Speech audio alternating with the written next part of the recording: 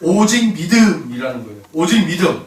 아멘. 여러분 한번 같이 한번 따라해 보실까요? 오직 믿음. 오직 믿음. 아멘. 아멘. 요즘이 아니죠. 계속 듣게 되는 말 중에 하나가 개혁. 여기도 개혁, 저기도 개혁, 정치도 개혁, 국회도 개혁, 그리고 또 뭐 어디에요?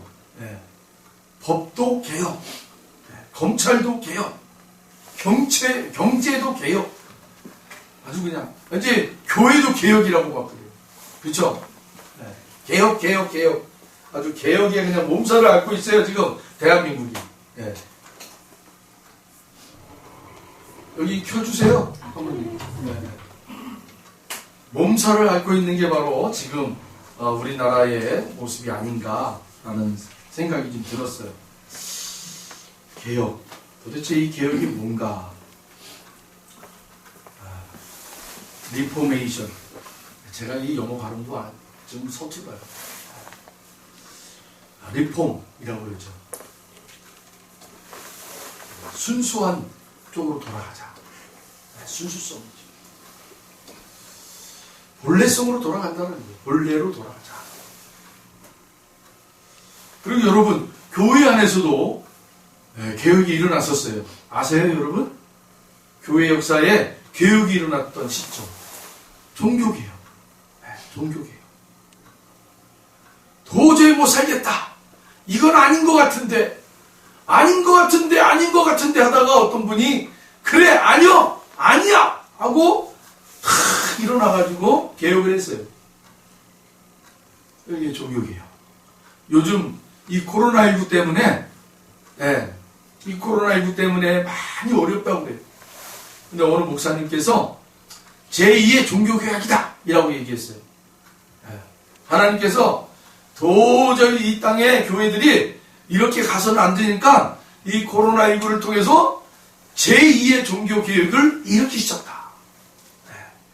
그래서 여러분 이 종교개혁, 제2의 종교개혁을 통해서 우리가 지금 뭘 하고 있어요? 오늘도 우리가 영상으로 이렇게 예배를 드리시는 분들이 있는데 영상으로 예배를 드리는 거예요. 영상으로. 이제는 어떤 건물 안에서 모여서 예배를 드리는 게 아니라 이제는 각자의 처소에서 이 영상으로 예배를 드린다. 이게 바로 종교개혁이다. 제2의 종교개혁이다. 너무 이 교회, 건물적 중심으로 우리 교회들이 계속해서 지금까지 달려왔잖아요.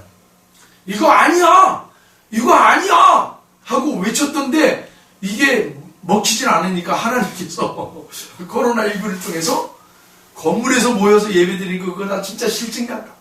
이렇게 하나님이 일으키셔가지고 이 코로나19를 일으켜서 제2의 종교개혁이 일어난 거다라고 설파를 하시는 그런 목사님들이 계세요. 물론 그것이 맞다, 틀리다 이 얘기를 하는 게 아니죠. 개혁이라는 게 도대체 뭐냐라는 거죠. 개혁. 여러분, 이것도 개혁해야 된다, 저것도 개혁을 해야 된다. 다양한 개혁들이 있어요.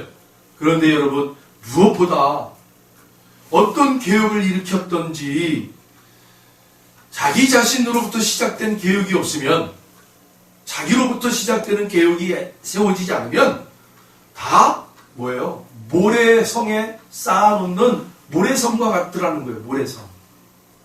여러분, 우리가 TV 매체를 통해서 신문 기사를 통해서 우리가 수없이 보고 듣고 하지 않습니까? 개혁이다 외쳤던 사람들이 자기로부터 개혁이 일어나지 않고 외부적인 다른 쪽의 개혁을 외쳤던 사람들이 결국은 다 무너지더라는 거예요. 신앙도 마찬가지인 것 같아요. 신앙도 당신이 개혁을 해야 돼. 그렇게 큰 교회, 대형 교회들 그거 개혁해야 돼. 이렇게 우리가 상대방을 개혁을 해야 된다라고 얘기하는 그 신앙도 여러분 아무리 개혁을 외쳐봐요. 나부터 개혁이 안 되면 여러분 모래성이에요. 모래성. 다 무너지게 돼 있어요. 그래서 제가 서두에 뭐라고 그랬어요? 오직 믿음. 할렐루야. 아멘. 아주 재밌는 예화가 아니라 정말 우리에게 감동을 주는 예화가 있었죠. 미국의 아브라함 링컨. 남북 전쟁을 일으켰잖아요. 그 남북 전쟁을 일으킨 중요한 이유가 뭐예요? 흑인 노예를 해방시키자라는 거예요. 그렇죠? 아니 저 흑인들도 우리가 똑같은 하나님의 귀한 창조물이라는 거예요.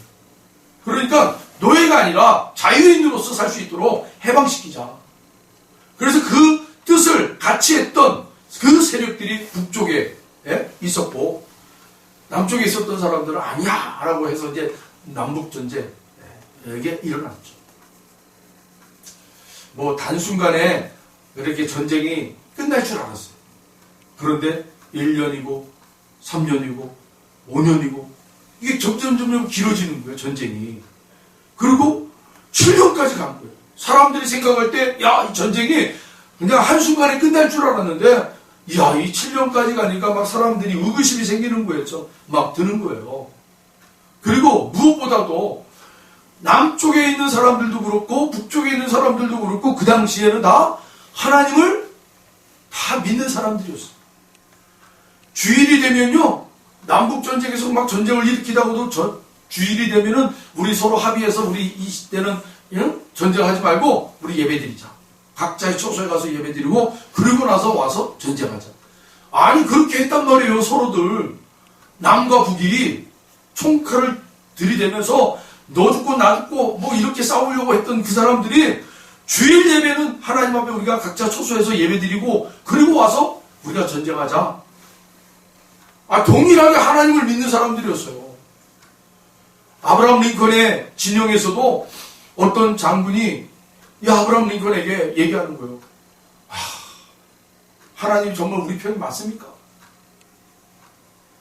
저들도 하나님을 믿는데 우리들도 하나님을 믿는데 전쟁이 지금 이렇게 치열하게 전쟁을 치르고 있는데 하나님이 우리 편 맞습니까? 라고 아브라함 링컨에게 딱 질문을 했을 때 아브라함 링컨이 뭐라고 대답을 해요? 무슨 말을 그렇게 하는 건가? 나는 하나님께서 내 편에 계신지 안 계신지 의심해 본 일이 없다. 내 관심은 오직 내가 하나님 편에 서 있는가? 내가 정말 하나님의 일을 하고 있는가? 그것뿐이다. 아멘. 하나님이 내 편이시다. 그게 중요한 게 아니라 내가 하나님 편에 서 있는가? 이게 중요하다. 이게 뭐예요, 여러분? 아무리 바깥에 개혁을 외쳐도 내가 개혁이 안 되면, 개혁이 일어나지 않으면 허상이라는 거예요, 허상. 내가 먼저 개혁이 돼야 됩니다. 우리의 이 종교개혁자 마틴 루터, 이 마틴 루터가 종교개혁을 외칠 때 우리에게 도전했던 게 뭐예요? 너희들 스스로가 이것이 맞느냐 틀리느냐 확실하게 서라. 아니면 아닌 것에 발을 담그지 말고 진짜 하나님 편에 서라는 거예요. 하나님 편에. 말씀은 오로지 말씀.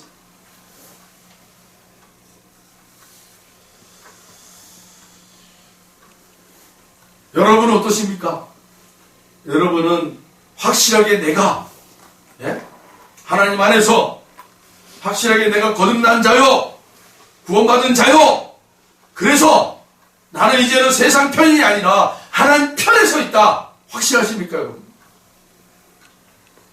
아멘 하셔야 돼요. 나는 세상 편에 있지 않냐고 하나님 편에 있다. 아멘. 아멘. 누가 아무리 나를 정죄해도 당신이 어떻게 하나님 편이야. 옛날 모습 그대로인데.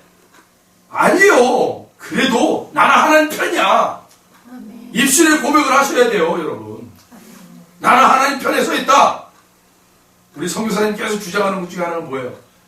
나는 구원받은 자라는 거예요. 네. 그리고 이제는 구원받은 자로서 앞으로 내가 죄를 짓지 않기로 결정하고 내가 나간다. 아멘. 나는 하나님 편에 서 있는 거예요. 할렐루야. 아멘. 그러나 우리의 연약함이 계속해서 우리를 붙잡고 흔들죠. 그럼에도 불구하고 우리의 믿음이 무엇으로 발동이 되어야 돼요? 나는 하나님 편에 서 있는다. 나는 하나님 편이다.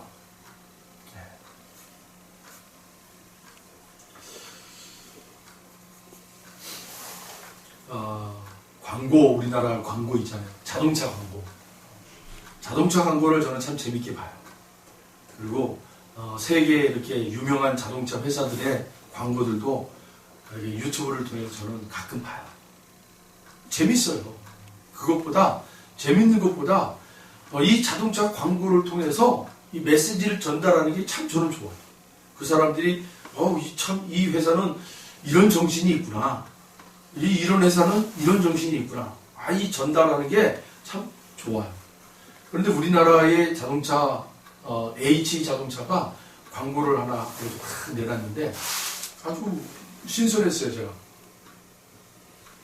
아버지하고 아들하고 차를 타고 쫙 가요. 그러다가 신호에 딱 걸렸어요. 그때 아버지가 뒤에 있는 아들한테 묻는 거예요. 너는 꿈이 뭐냐? 너는 나중에 뭐가 되고 싶어? 하고 탁 물어요. 그랬더니 이 아들이 한 초등학생 한 5학년 6학년 된 아들이 곰곰이 생각하면 이런 얘기하는 거예요. 갑자기 착한 사람. 나는 착한 사람이 되고 싶어. 그랬더니 이 아들의 대답을 딱 듣고는 아빠가 하는 말이 그렇지.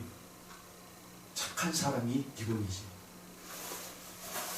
착한 사람이 먼저지. 저는 그 광고를 들으면서 보면서 여러분 착한 사람이라는 게 정말 기본 중에 기본 아닙니까? 착한 사람 바탕에 뭐가 세워져야 되는 거예요? 그 아이의 꿈이 키워져야 되고 그 아이의 어떤 성공의 어떤 뭔가가 세워져야 되는 거예요. 착한 사람 밑으로 뭔가가 세워져야 돼요. 그래서 저도 믿음도 신앙도 마찬가지. 우리의 신앙은 무엇을 위해 우리의 신앙의 모든 것들을 세워야 됩니까? 믿음. 여러분 믿음의 반석 위에다가 우리의 신앙의 성숙도를 세워야 되고 신앙의 여러분 신령한 복들을 세워야 되고 다양한 것들을 여러분 우리의 복을 그 믿음의 반석 위에다가 세워야 돼요. 할렐루야. 이 믿음의 반석이 아닌 다른 것에 세워졌다 하면 다 무너지는 거예요. 다 무너지는 거예요.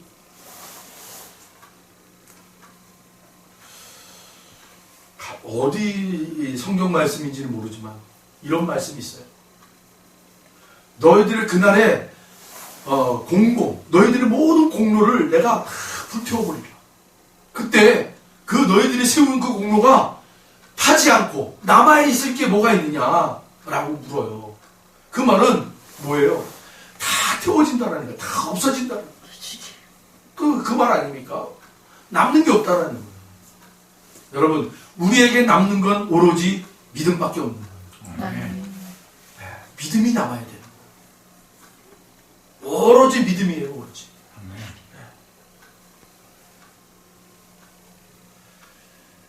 예수님께서 우리를 다른 길로 인도하시지 않아요. 믿음의 길로 인도하시는 거예요. 오직 그 믿음의 길.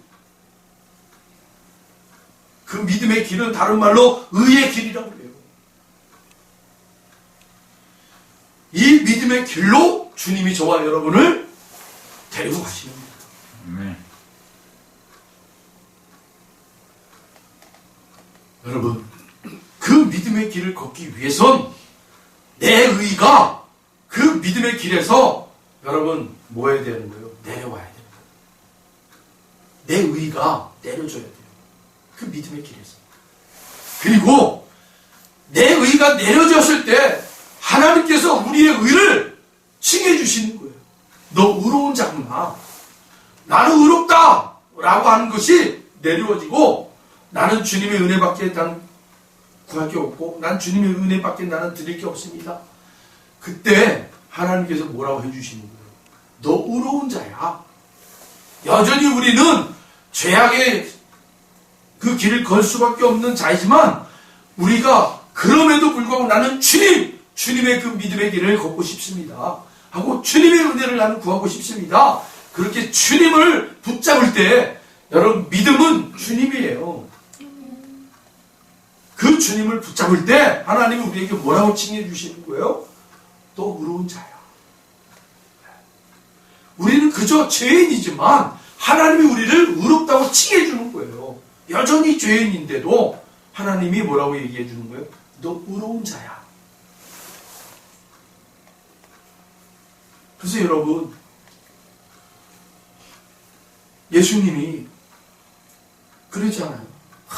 의로운 척, 의인 척, 예? 세상의 사람들한테 나는 도덕적으로 윤리적으로 깨끗한 사람이야 하고 의시되고 있지만, 또 한편에서는 죄인이 그저 하나님 보기에 부끄럽고 사람들 보기에도 부끄러운 죄인이 그냥 고개 푹 숙이고 나는 죄인입니다. 나는 죄인입니다. 이 두 사람의 모습을 통해서 예수님이 뭐라고 그래요? 하나님이 불쌍히 여겨주시고 하나님이 의롭게 여겨주는 것은 바로 나는 죄인입니다 라고 고개 숙이고 그렇게 바짝 엎드려 긍휼을 구합니다. 자비를 주십시오. 용서해 주십시오. 그렇게 나온 사람들을 하나님은 의롭다고 칭해 줍니다. 그러나 교만하여 자기가 뭔가를 욱줄 떼듯이 나와가지고 이러고 저러고 자랑하는 사람들을 주님은 외면하신다. 외면하신다. 그리고 잔치집에 손님을 맞이하는데 자기가 그 손님의 가장 귀한 자리인 줄 알고 정석에 탁 앉아버리면 나중에 그 사람보다 더한 사람이, 더 높은 사람이 왔을 때 주인이 아유 당신의 자리는 저 뒷자리인데요 하고 일으켰을 때 얼마나 부끄럽겠냐. 네? 여러분, 주님이 말씀하셨던 그 잔치는 뭐예요?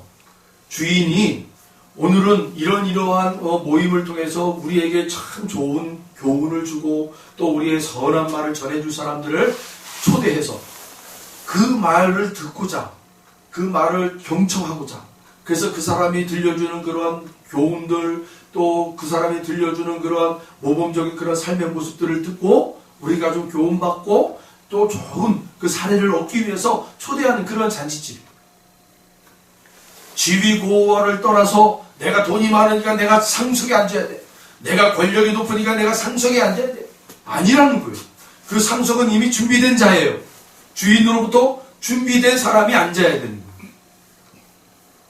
돈이 많든지 권력이 많든지가 아니에요. 그 주인이 오늘 그 잔치를 벌였을 때 나는 오늘 이런 사람을 나는 상석에 앉혀서 온 집안에 초대된 사람들에게 이런 좋은 이야기를 듣고 싶어.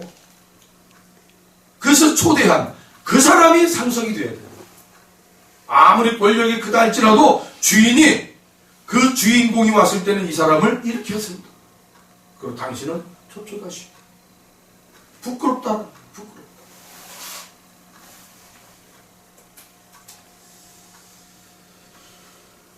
샴마이라는 그런 랍비가 성경을 통해서 이런 이야기를 했습니다. 모세의 율법에는 365가지의 금지 사항과 248가지의 명령이 기록되어 있다. 그리고 다윗은 시편 15편에서 이것을 11가지로 요약을 했다. 그리고 이사야서는 33장 14절로 15절에 5가지로 이 교훈을 요약을 했다. 그리고 마지막으로 미가서에서는 이 6장 8절에 이 하나님께서 원하시는 것이 무엇인지 3가지로 핵심을 얘기했다. 그리고 오늘 본문이 우리 기록되어 있는 이 본문이 구약의 하박국 2장 4절에는 뭐라고 되어 있냐? 의인은 그 믿음으로 말미암아 살리라. 한 구절로 전체 성경을 요약을 했다. 할렐루야. 이제 신학도들이 또 신학 교수님들이 아주 그냥 성경을 이렇게 막 분해하고 조직해서 만들어냈어요. 우리가 그게 맞다 틀리다 이런 얘기를 하고 싶은 게 아니에요. 뭐예요, 그럼? 여러분, 의인은 뭘로 사는 거예요? 믿음으로 산다. 아멘. 할렐루야. 아멘. 여러분, 의인은 어떤 의인이에요? 내가 의인인 것처럼 하나님 앞에 나와 사람들 앞에서 의인인 척하는 사람을 말하는 게 아니라 하나님의 도움이 없으면, 하나님의 은혜가 없으면 난 살 수 없어요 하고 바짝 엎드리는 사람을, 그는 죄인이고 그는 불쌍한 자이지만 하나님이 너 의로운 자야 라고 칭해주는 그 사람, 그 사람은 오직 믿음으로 산다라는 거예요. 아멘. 아멘. 아멘. 믿음으로 산다는 건 뭐예요? 오직 예수로 산다는 거예요. 할렐루야. 아멘. 예수의 말씀으로 사는 거예요. 예수의 말씀으로. 오늘 이 하루도 우리가 살아낼 때에 여러분 주의 말씀을 듣고 주의 말씀을 상고하면서 이 주의 말씀이 나에게 어떠한 생명의 양식인지 깨달아지고, 그것을 깨달아진 삶의 자리에서 그것을 힘써 드러내기 위하여 싸워내는 사람들. 나는 여전히도 부족하고 나는 여전히도 연약하지만 하나님의 은혜로 오늘도 이 하루 주의 말씀을 통해서 주의 말씀을 드러내면서 나는 그렇게 살고 싶어요 라고 하나님 앞에 간절하게 기도하고 엎드리는 자, 그런 자를 하나님은 의롭다고 얘기해 주시고, 그런 사람들은 계속해서 믿음으로만 사는 거예요. 오로지 믿음. 이게 잘 와닿지가 않잖아요. 와닿지가.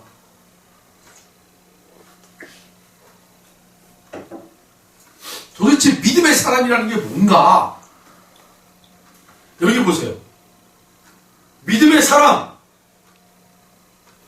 성경에 보면 예수님이 탕자라는 사람의 이야기를 들려주셨어요. 탕자. 그렇죠? 탕자가 누구예요? 자기 아버지의 재산을 미리 달라라는 거예요. 아버지, 나에게 물려줄 그 상속세. 우리 흔히 내 상속이라고 해요. 상속을 받았으면 상속세를 나라에다 내잖아요. 그 당시에도 마찬가지예요. 응?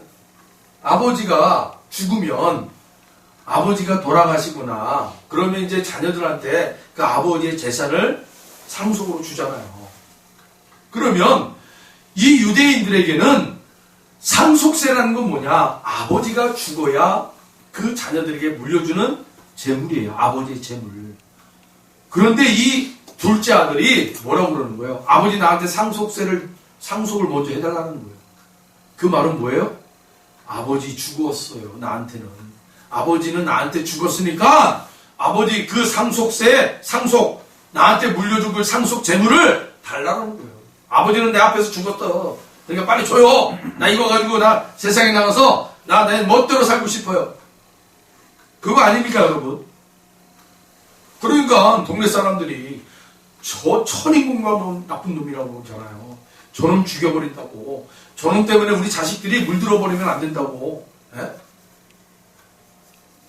그래가지고 막 동네 사람들이 부글부글 꿇었어요. 막 저놈의 자식을 때려 죽여야 된다고. 율법으로 때려 죽여야 되는 거예요. 여러분 구약에 보면 에스더서라는 그 성경이 있어요. 에스더.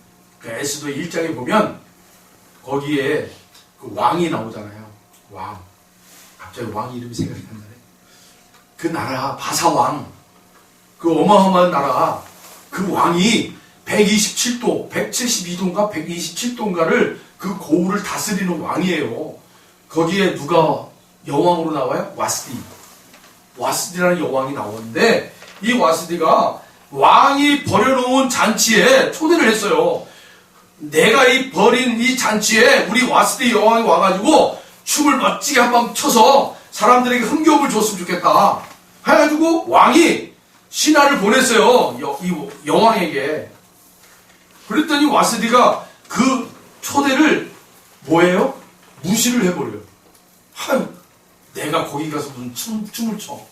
아 싫어 안 가? 하고 이제 탁 외면을 해요. 그쵸? 그러니까 왕이 갑자기 신하들 앞에서 뭐가 된 거예요? 완전히 그냥 우리가 세상 말로 얘기하면 쪼다가 된 거예요. 쪼다가. 그렇잖아요. 예? 왕이 신하들을 거느리고 잔치를 벌이고 그 기분이 좋아가지고 이 자리에 여왕을 자기의 와이프를 데리고 와가지고 멋지게 한번 이렇게 좀 뽐을 내고 싶었었는데 이 와스디가 왕을 완전히 그냥 자존심을 확 깎아버린 거 아닙니까? 신하들 앞에서. 왕이 막 화가 막 여기까지 난 거예요. 머리까지 끝까지 난 거예요. 화가. 그때 왕이 뭐라 그래요? 신하들한테. 이럴 때 어떻게 하면 좋겠냐 했더니 그 왕의 신하 밑에 있는, 그러니까 오늘날로 얘기하면 이제 교수들이잖아요. 교수들. 정치적으로 교수하는 이게 고문해주고 권면해주는 사람들. 이런 사람들이 그 왕에게 뭐라고 그러는 거예요? 지금 여왕이 왕에게 이렇게 한 행동은 혼자만의 잘못이 아니라는 거예요. 혼자만의 잘못이 아니라 온 나라의 여왕 아닙니까? 온 나라의 여자를 대표하는 여왕이란 말이에요. 그 여왕이 남편을 무시한 거다. 그건 곧 온 나라의 여자들이 각자의 남편들을 무시하도록 한 행동이다. 이걸 바로 잡아야 된다. 한 사람의 그 잘못은 한 사람의 잘못으로 끝나는 게 아니라 온 나라의 여자들한테 영향력을 끼친다라는 거예요. 그러니까 잘못된 걸 바로 잡아야 된다. 그래서 더 이상 이제 여왕을 그 직위를 폐위시키고 저 골방에다 가둬서 영원토록 혼자 거기서 독서 공부하며 죽도록 내버려둬야 된다. 그렇게 왕에게 조언을 해요. 여러분, 한 사람의 잘못은 한 사람의 잘못으로 끝나는 게 아니에요. 그 사람의 잘못이 다른 사람들에게 똑같이 영향을 줄 수 있다는 거예요. 그래서 이스라엘 백성들도 똑같이 저 둘째 아들이 그 아버지의 상속권을 달라고 했던 거는 아버지는 내 앞에서 죽었으니까 그 상속세 나한테 달라 주시오. 난 그거 가지고 세상에 나가서 난 편히 살고 싶소. 이 얘기는 그 동네 사람들의 많은 자녀들에게 아주 나쁜 영향력을 주는 거예요. 그러니까 이럴 때는 율법에 뭐라고 돼 있어요? 돌로 쳐 죽여라. 돌로 쳐 죽이라는 거예요. 그래서 동네 사람들이 그냥 막 울고불고 이랬었다는데 막 너희놈이 시키고 그냥 넌 죽어야 마땅한 놈이야 하고 이러는데 어떻게 해가지고 이 아들놈이 그냥 상속세 받아가지고 훌쩍 떠나버린 거예요. 그런데 나중에 이놈이 바깥 세상에서 흥청망청 쓰다가 이제는 그 짐승들이 먹는 음식조차도 못 먹어가지고 아버지께 돌아가야지 해가지고 아버지께 돌아올 때 아버지가 맨발로 뛰어가지고 그 아들 확 안아버리잖아요. 그 제가 뭐라고 그랬어요? 동네 사람들이 옳거니 너 이놈 새끼 이제 네가 그렇게 호랑방탕하게 살다가 이제 네 아버지 집으로 와? 너 못 들어와. 너 돌로 쳐 죽일 거야. 그리고 준비하고 있었다라는 거예요. 사람들이 죽이려고. 그런데 아버지가 맨발로 뛰어가서 내 사랑하는 아들입니다 하고 그냥 덮어버리는 거예요. 아버지가 우리 아버지 하나님께서 내 자식들입니다 하고 내 자녀야 누구도 못 건드려 해가지고 우리 주님을 보내셔서 주님이 다 우리를 다 품어버린 거예요. 어떤 죄악도 어떤 범죄도 내 사랑하는 아버지의 자녀를 죽일 수 없다라는 거예요. 내 사랑하는 자녀들을 죽일 수 없다. 나를 쳐라. 내가 죽겠다. 그게 공의 아닙니까?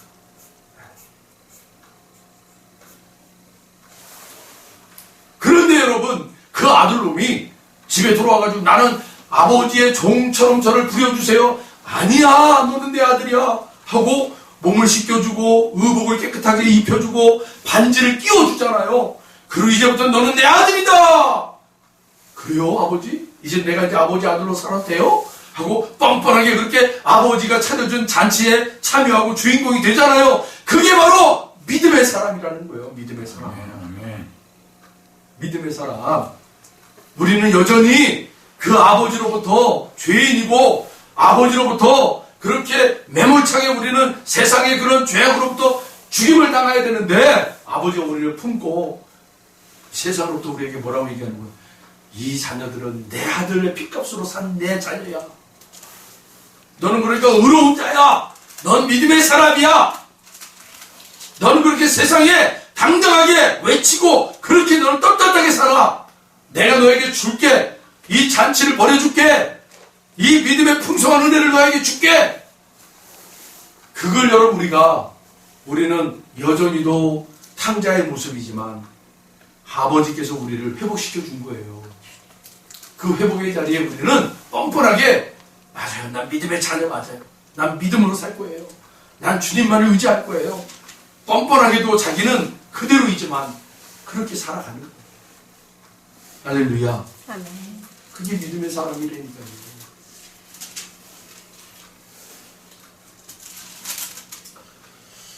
H.A.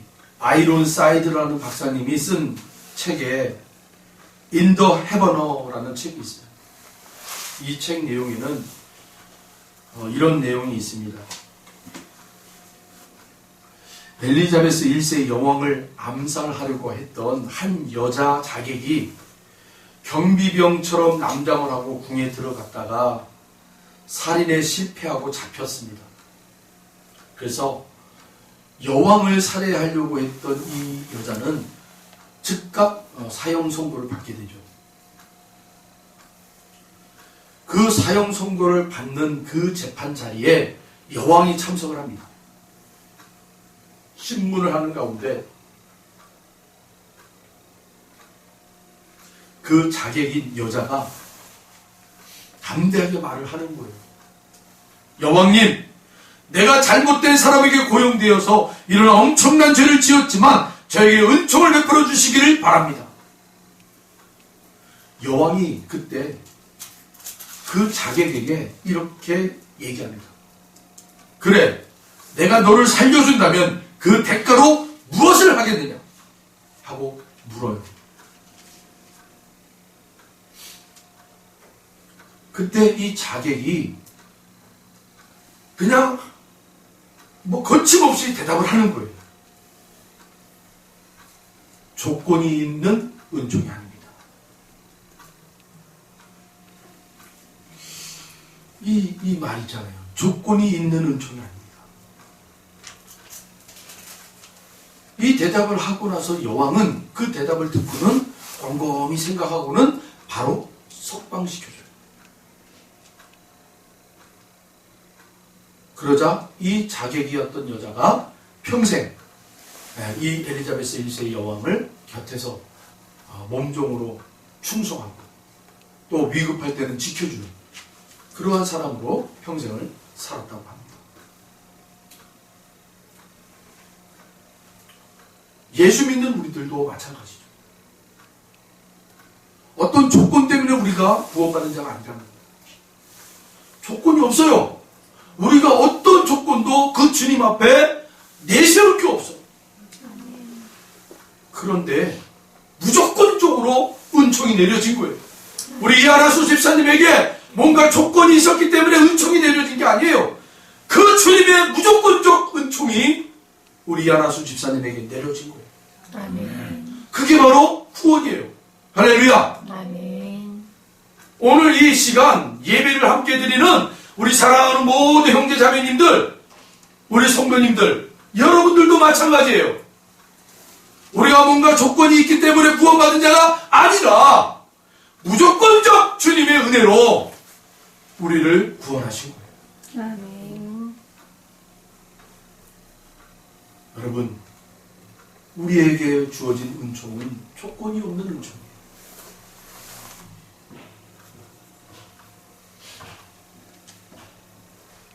우리의 조건은 미래에 있는 것이 아니라 과거에 있다라고 얘기도 합니다. 내가 받은 은총, 이 조건으로 인해서 남은 생은 은총적인 절대 조건 안에서 살아가야 한다는 거죠. 여러분이 받은 그 은총이잖아요. 그 은총을 내가 받았기에 내가 오늘 이 자리에 예배자로 설 수 있어야 합니다. 아멘. 그것을 기억하면서 오늘 우리가 내가 받은 그 은총이 있었다라는 것을 여러분 상고하면서 오늘의 삶을 여러분 살아내는데 힘의 원동력이 되시길 바랍니다. 아멘. 우리가 내세울 수 있는 것, 우리의 모든 조건 앞에 내세울 수 있는 것, 그 주님 앞에 우리가 내세울 수 있는 건 한 가지밖에 없는 것 같아요. 내가 죄인 되었을 때 나를 살리시고 나를 풍성하게 그 하나님 나라의 자녀 삼기 위하여 십자가에 달려 죽으신 그 주님의 은혜가 우리의 조건이 된다. 다른 조건은 없어요. 그 주님의 나를 사랑하신 그 사랑만이 우리의 조건이 됩니다. 그렇다면 오늘 우리의 삶의 현장에서 또 내일이라는 그 하나님의 시간 안에서 우리가 어떻게 달려가야 되겠습니까? 우리의 조건을 하나님 앞에, 세상 앞에 내놓을 수 있는 건 나는 여전히 죄인이지만 우리 주님이 나를 찾아오시고 나를 살려주시고 나를 새 생명으로 그 거룩한 하나님의 자녀 삼아 주셨기에 나는 그 주님의 나에게 베풀어 주신 그 사랑을 조건을 내세우며 나는 오늘도 내일도 살아갑니다. 세상을 향해서 여러분들이 내놓을 게 뭐가 있겠어요? 세상을 향해 여러분들이 선포하고 외쳐야 될 게 뭐가 있어요? 여러분, 세상에 우리가 내놓을 것, 나는 여전히 죄인이지만 나를 사랑하시는 주님이 나를 살리셨다. 그걸 내놓으셔야 돼요. 아멘. 우리가 세상에 여러분 외칠 건, 그 주님이 나를 사랑하신다. 그것을 외쳐야 됩니다. 그것이 바로 여러분, 오직 믿음으로 사는 자들의 모습이다. 찬송가 905장. 찬송가가 아니고 복음성가.